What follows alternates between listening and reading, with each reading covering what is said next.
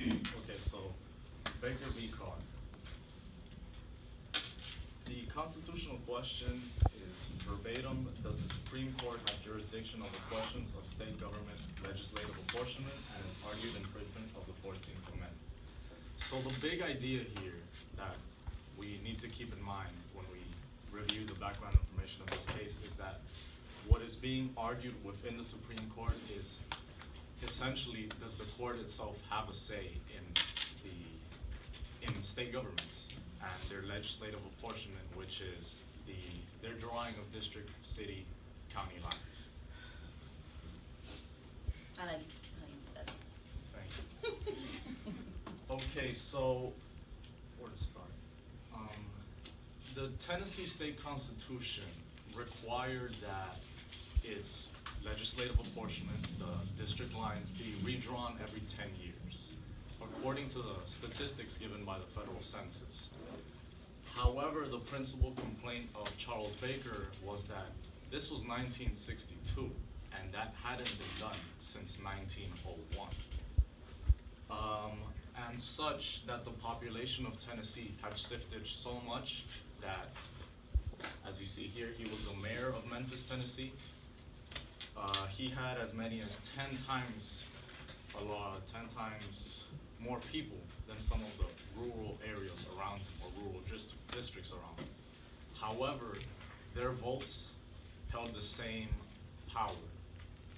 And let's say Memphis had 50,000 people, and the rural district next to it had barely 10,000.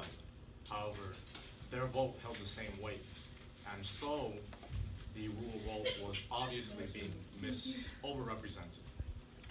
And he argued essentially that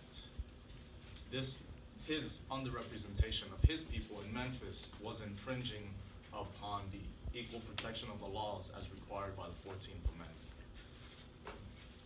Amendment.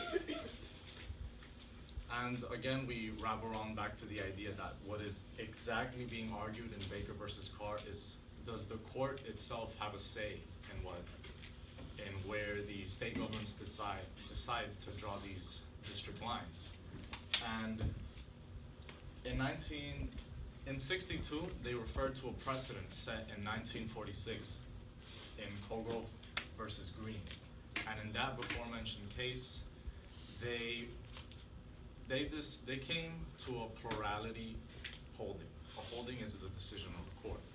And essentially what that means is that no one opinion within the court garnered a majority. So essentially they didn't really know what to do.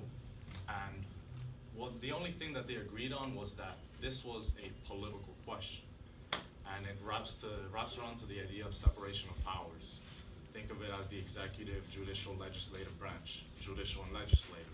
Where judicial, this has to do with state legislature. We're not going to touch this whatsoever. Except that in Baker versus Carr, that precedent was overturned, and they decided that this was an entirely judiciable issue, meaning that it can be argued within the Supreme Court and any other federal court. And that is essentially why Baker versus Carr was such a landmark case.